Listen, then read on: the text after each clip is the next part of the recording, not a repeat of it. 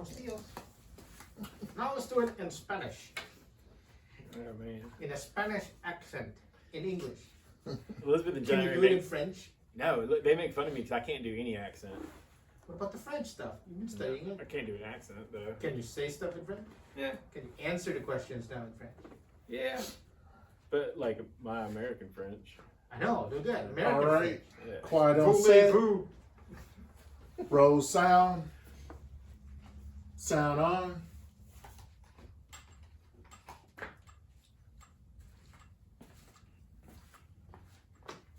Pop Comics. Scene 1. Take 1.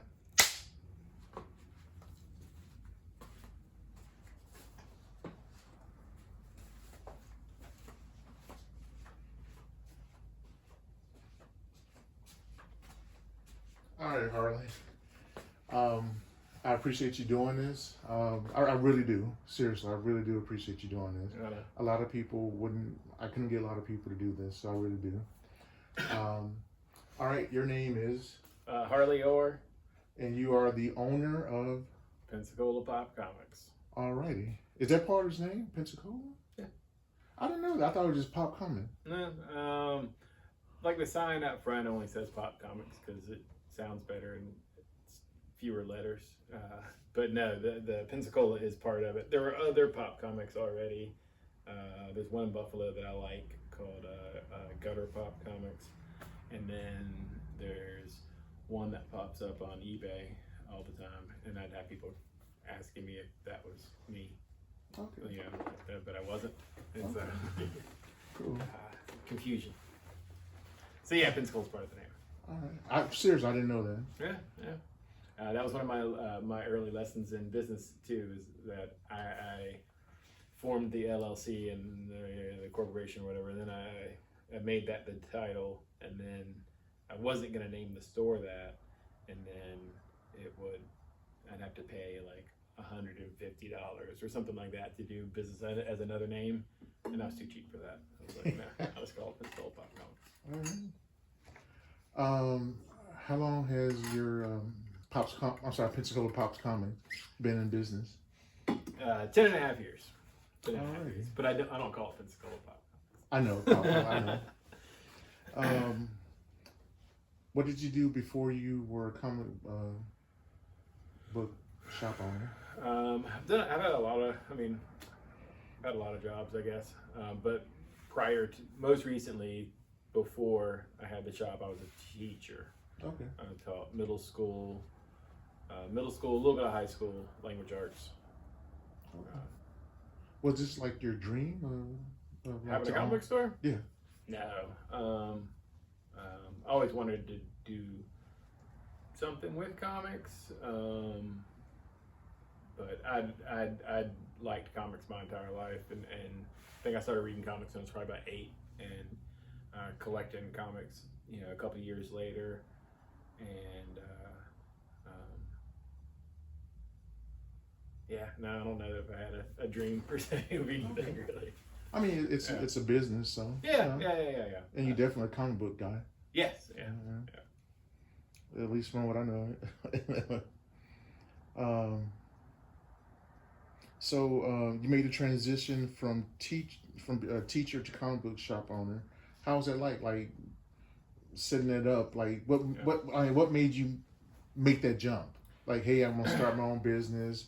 I just know like most businesses, like a startup, my understanding is you run in the red. It takes you a while to make a profit. Yeah. And so I know you have a wife and you have a child. Mm-hmm.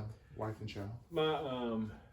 My joke answer is always that teaching prepared me for long hours and low pay, and that goes hand in hand with owning your own business, especially retail. Yeah, I think.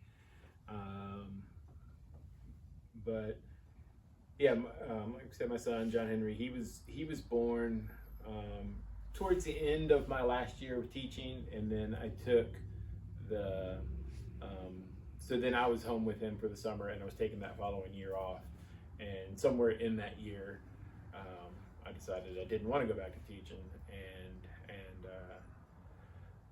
thought about opening thought about doing a bookstore. Children's bookstore was one thought, and but I knew comics, and I knew how the distribution worked, and yeah, it made more sense for me to go into something that I knew, like comics.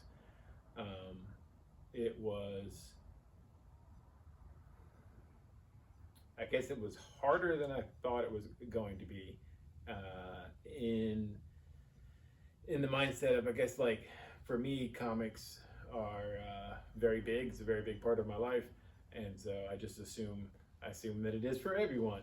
And and so when I opened up, and I wasn't flooded with people the second day, I was like, oh, I thought that part would be easier. Like, more people were just going to flock to me because it was a good store. But that takes time. And one of my goals, my very modest goals, I guess, early on, was just to not lose money. And so I've always had profit, but I think that's part of the slow build of the store too. Is that I took saving some of my personal money to start for startup, but I was never borrowing money or funds from anybody like that, or going into debt to run the shop. So it grows. Okay. Well, let's say it's been 10 years. Were there any years where it was just hard, like you may have thought like your business might not have made it? Oh yeah, all of them. I mean, no joke about it. It's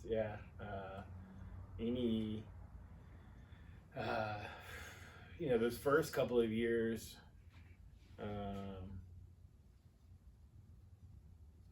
I think maybe like the third. Yeah, so I opened up in 2014. I think there was like an economic crisis of some sort, like 15 or 16. I know that. Yeah, I don't know. The big picture with that stuff. I know that was a tough year for comics too, so that was. There's been some stuff that there's competition always with comics, not just like other stores. Like at one point, all right, when I opened up, there were 2 other stores in town. One store sold a lot of comics and gaming stuff primarily, right. And then the other store was a little bit of comics and a whole lot of like toys and statues. And wasn't open. He retired shortly after, a couple years after. But I mean, it was So I was happy. That was opening up, and then within 6 months of my opening up, maybe within a year, 2 other stores opened up, maybe even 3. So there was that kind of competition. But then comics themselves. They compete with cell phones, Netflix. There's so much other content out there to grab people's attention that sometimes a $4 comic for 15 minutes of reading, but loses out in the battle. But doesn't like Netflix and Disney, the Marvel movies, doesn't that help too? No. Nope. Not at all? No. A few of them do. Like the Marvel stuff, no. Not like, I know, like, I remember Black Panther, for instance, like when that one came out. All right, when I opened up, Guardians of the Galaxy was just coming out. No one knew who Guardians of the Galaxy were outside of comic book people in the first place. And so when that one came out, the Guardians of the Galaxy comic that was on the racks was like number 12 or something like that. So it wasn't a starting point. It wasn't the same team that was in the movie. I think Venom was even in the book, and Captain Marvel was on the cover and not even in the comic. And so there was no there was no synergy there to draw somebody into it who was like, oh, what is this? You know, and then you pick up the single issues and it doesn't make any sense. And then sometimes with those same people, it's like, well, you can take a look at this $30 trade paperback, and it's like, well, you know, I don't know how much a movie costs, but I think that's, you know, the price of a couple of tickets. It's that part doesn't really correlate much with it. And then I think that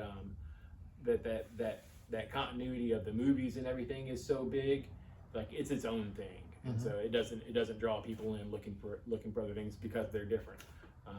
But there are some that have worked out, like Invincible drew people in. The Boys, when it started up, and then every season when it comes out, it usually you know, piques people's interests again.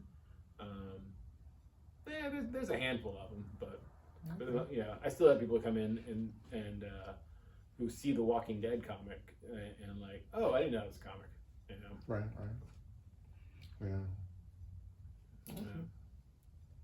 How about the pandemic? What about that year? I don't remember it. I'm sorry, those years. Yeah.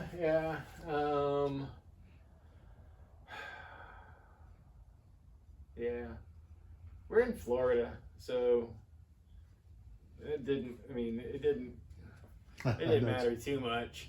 I know. And then, you know, I was closed. As I cough, I was closed like maybe a month. Seems like maybe a month and a half. It was right around. I know it was Free Comic Book Day. We were closed that year, and which is the first Saturday in May. And well, my building owners are super great people, and they they helped me out there for, I don't know. Okay. I'm rambling on that part too. You have to edit it out. That's fine. My building owners are super cool. They you know, came to me trying to help out, and I don't necessarily like help all the time, but I was grateful for them. And then I just kept going. Comics themselves didn't publish for like a month. That helped out immensely because comics come out every week. And so every week you've got an order coming in, every week you've got an order to place, every week you got an order to pay for. And so during that time, you know, if we don't have the people coming in to, you know, they can't come in to pick them up, well, that was gonna really suck. And so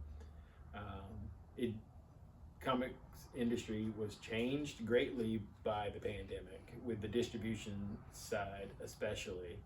But I still think that what Diamond did was the right call, which was basically like stopping the presses. Okay. So I mean, that helped. And then I had a lot of supportive customers. I had one guy that lives like in Orlando, and he would just hit me up on Instagram and say, take pictures of some shelves and send me some books. You know, it was just like people helping out, and people that were picking up their books just curbside or deliver to some people. And yeah, I don't know, we all got through it. Okay. All right, this leads into the next question.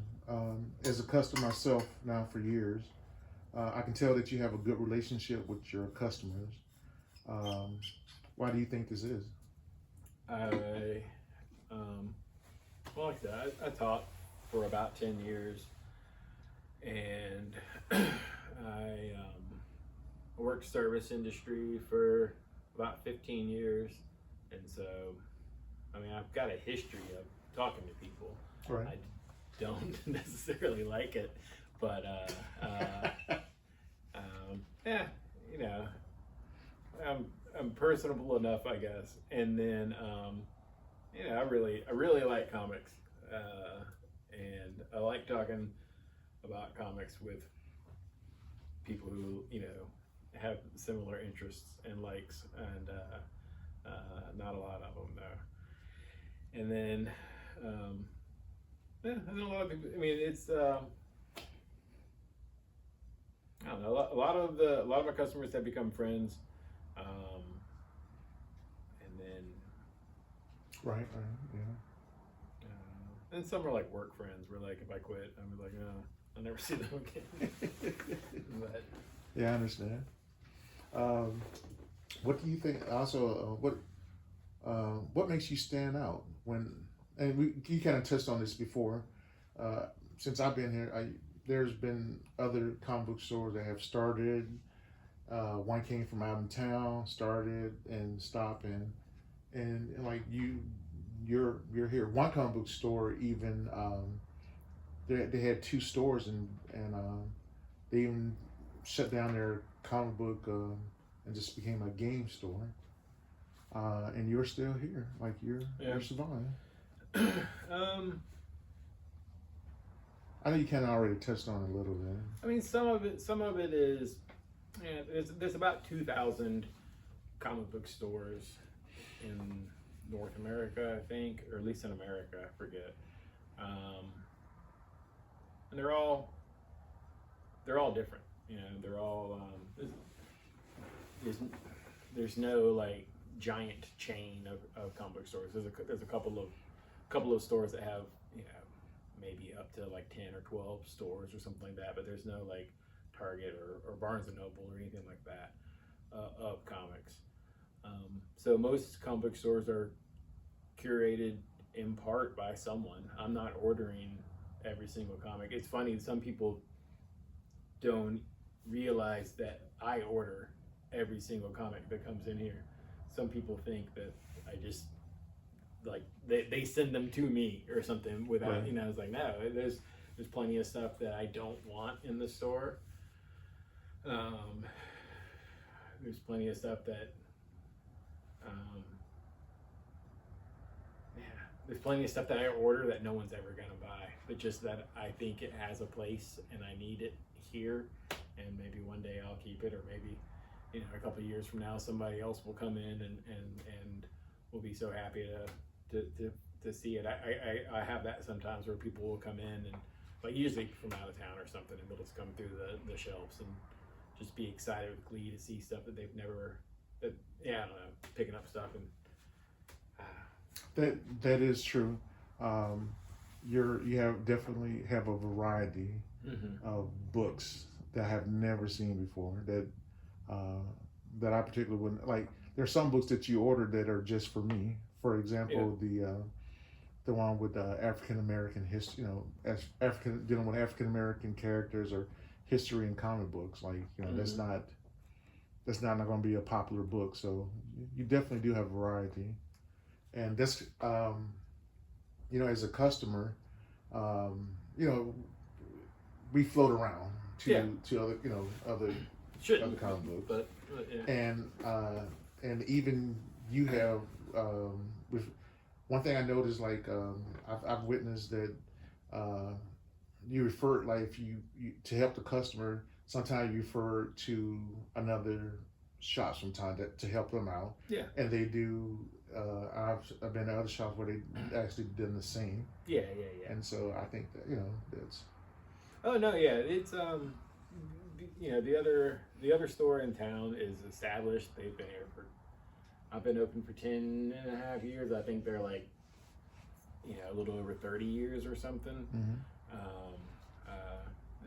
And for any store to have survived that long, it was a big peak and boom in the 90s with comics, and so they're doing something. They're doing something right. I think they're a good store. I've shopped there for years before I had my own store, but that's what I was saying about like there's so many different stores, 2,000 or so or whatever, and each one's just a little bit different, and they just didn't do it for me, and so I was hoping that I would be able to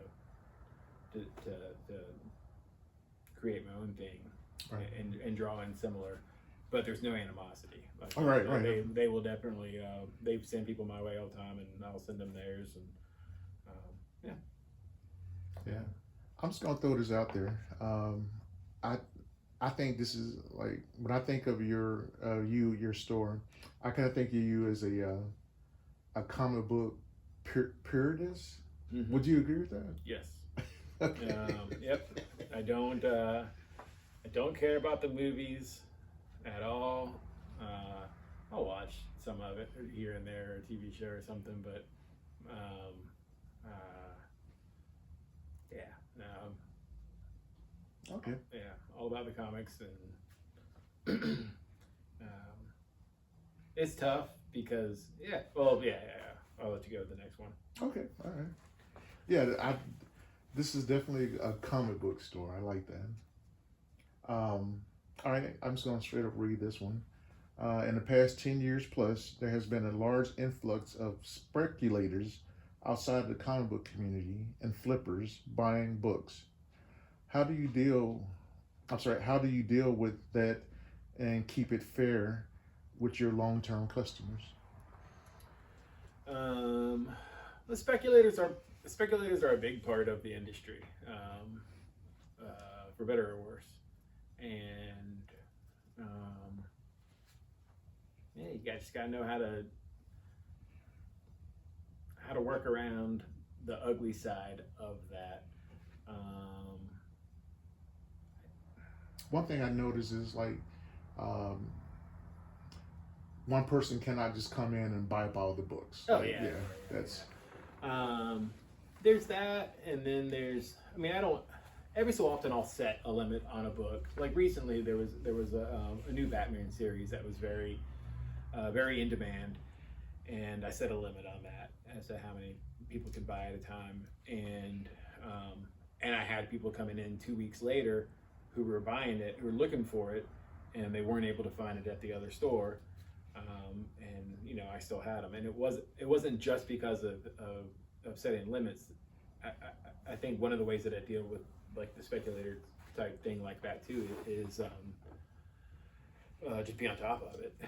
I realize that they are customers too, and so I just have to order to their wants as well, and so like with that Batman, I knew it was going to be huge. I read it ahead of time, and that was my best-selling comic in 10 years, and it was the most I'd ever ordered of one single comic too, and so that surprised me for some reason. I didn't expect that. Yeah, it was just like I knew that one was gonna be big, but I mean, there's plenty of others that I thought were gonna be would sell better than they did. So I don't have like a magic crystal ball, but then also with there's the gatekeeping part, which I do. I don't have any problems with that. And also, I'm not always as personable with some of those people, and so I think I kind of just like eventually just run them off just by ignoring them. I would bet on that one. Okay. Yeah. All right. But if I don't like them, I'll just Okay. All right. One thing that I've noticed since I've been coming here, and you have your kids section. I remember you telling me that you got a grant for the cabinets one time to build them, and I noticed that that you're kind of like you're particular, like you want to keep the children's section like if available. You don't want a standing lollygagging section and all that. And you do have like a nice section. I've been here in kids. This is very kid friendly section. I mean, it's very kid friendly in here. Yeah. And I'm like, what made you like? That seems to be very important to you. Well, I think there's a lot of it's important. There's a lot of good comics for kids right now. Not necessarily the types that we always associate comics with. They're much more into like the graphic novel size books, and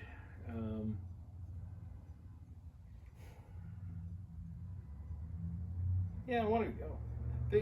There's 1, 2, 3 schools, within a mile of here. 5 within 2 miles of here. I want to have something 4 kids, and they're tough. It's yeah, kids comics are tough to sell, to order. It's not as easy as it is with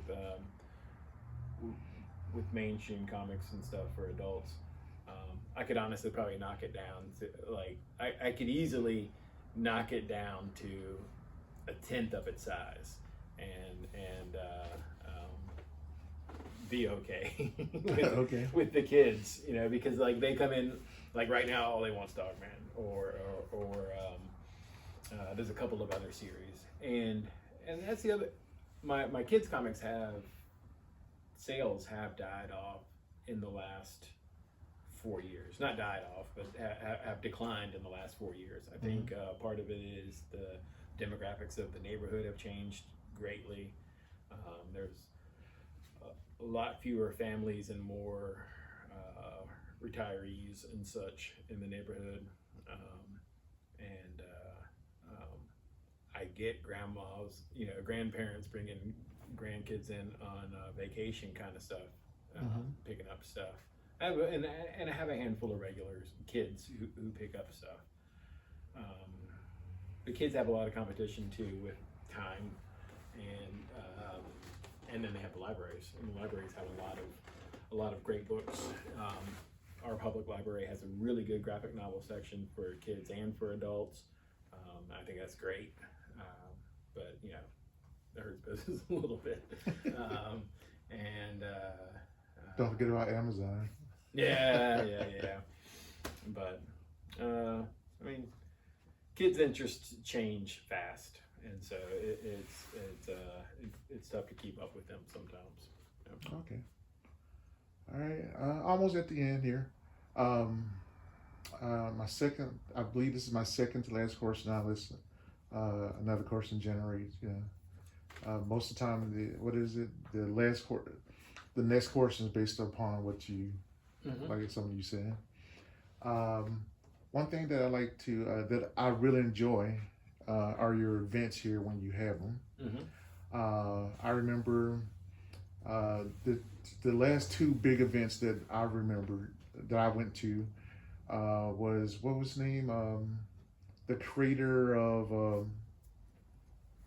The Goon? The Goon, yes. Yeah, I actually met him. Eric Powell. Yeah. Yeah, that was great. I'm glad you enjoyed it. But like how, like, why do you set him up? Like, well, and I kind of know why, but I want you to tell, explain. That one was 5 years ago, and I would love to have that kind of thing more often. I think, but I just got lucky on that one, and then to be able to have him come through because he was on tour, but and it that one was also a little deflating, heartbreaking in that, like, so he had a new comic, a new #1 for his long running comic come out that year. It was the store's 5th anniversary, and I think it was the character's 20th anniversary or something like that. So that was for that new comic, and then it was one of my best-selling comics of the year. It was my best-selling comic of the year, tied for another one. But it was a good seller. I was like, oh, this is gonna be a great big event, and everyone's gonna come and be so happy to meet this like award-winning cartoonist and everything. And then like 6 or 8 people came. It was sad, and I felt so bad for him. And and so I've never gone out of my way to try to set up another one or pay for anything like that. But I would love to have something like that again.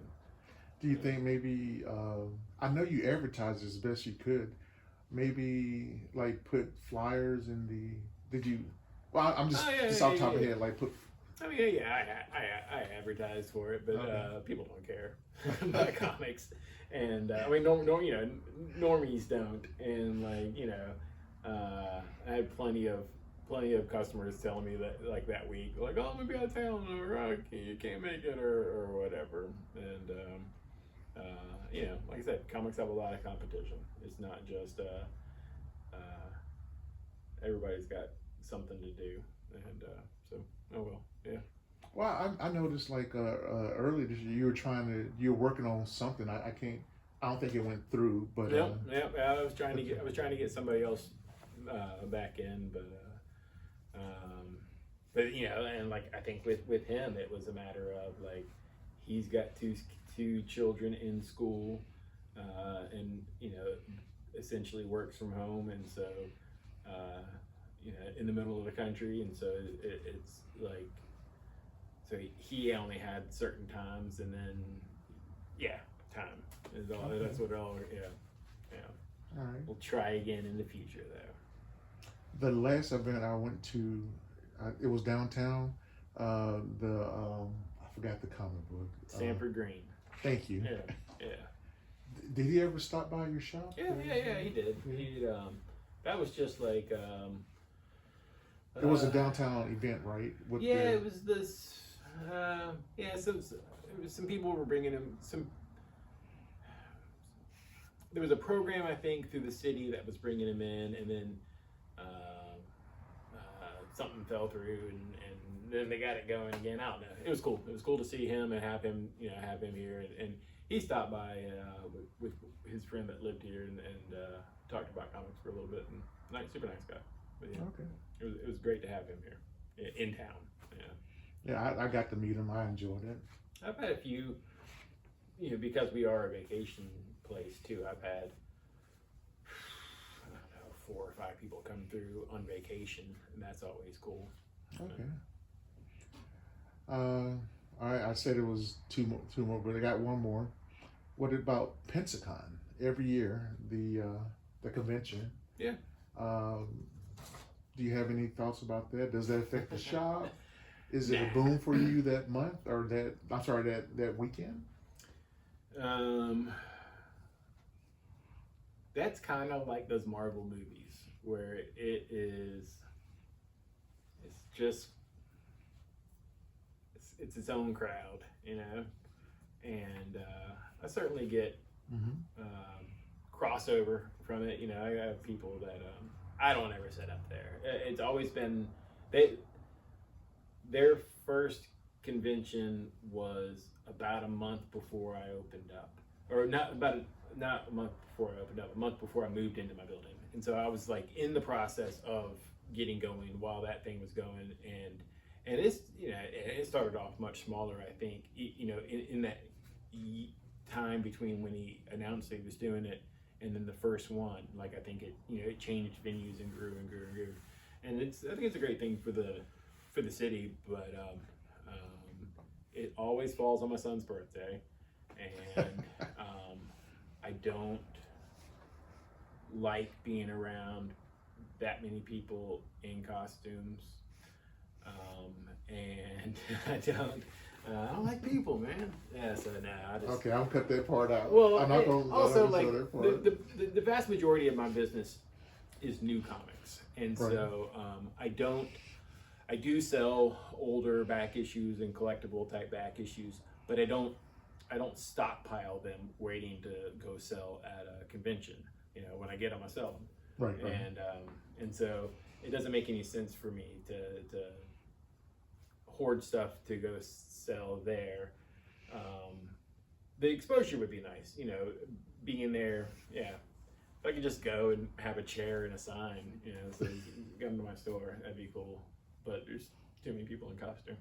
Yeah. I understand. Yeah. Well, for one thing, I noticed like a lot of people, they look especially if they're out in town, they Google whatever local comic shops and hit them up. Yeah, well, I think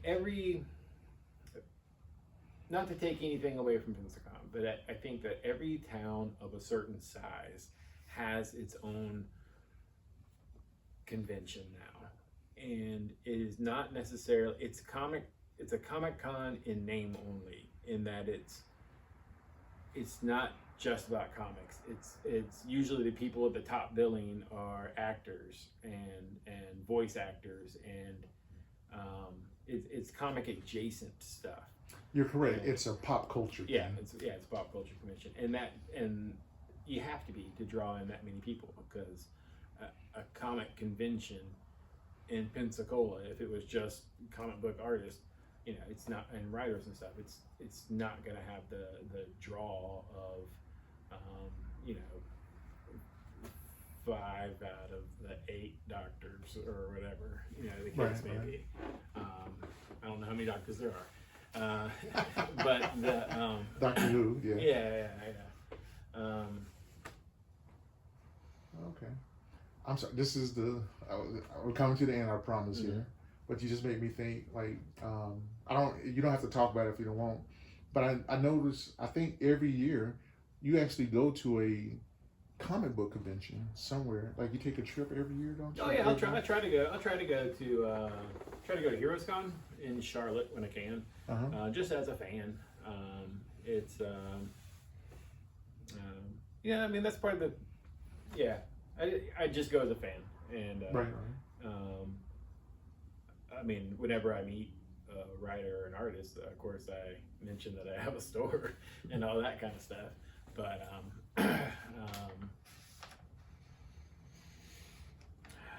yeah, just for me. My son's going with me this year, I think, so that'd be cool. Oh, that'd be great for him. And then yeah, I try to get to another one here and there when I can, but it usually doesn't happen because I don't like to be away from the store, and I don't like to spend money.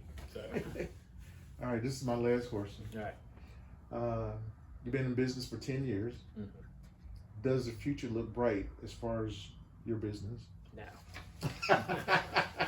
No, I have no faith in the future of comic retailing. Are you being funny or are you being serious? 100% serious. I don't, by no means do I think I'll ever be able to pass this business down to my son. Nope.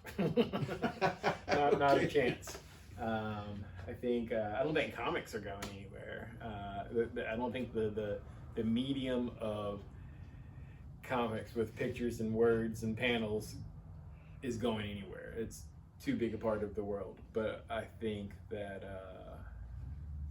comic retailing and you know the weekly comics with staples and paper and such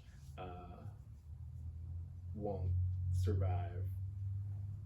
But who knows for how long? I think people have been saying that since 1939. So Right. yeah, but no, I don't think I don't think so. Well, I have hope, so Yeah. I have faith, so. Well, you see it more and more in, you know, and like I said, we, you know, not too long ago we had 5 stores in town, and now we have 2.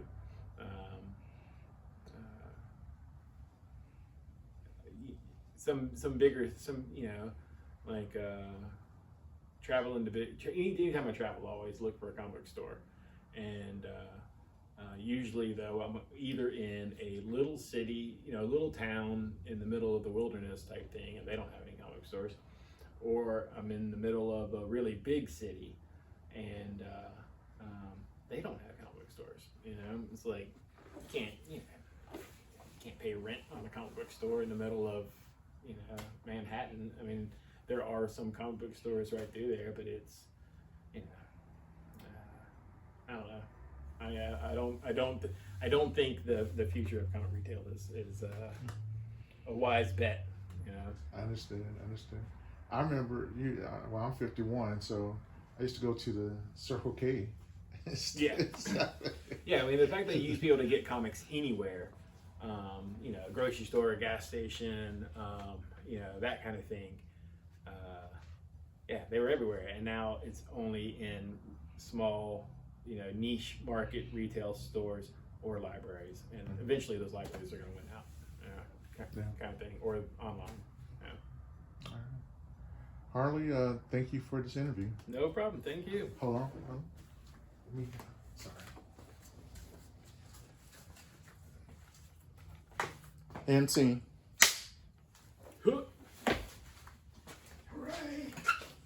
That was over 30 minutes. See, I padded it for you.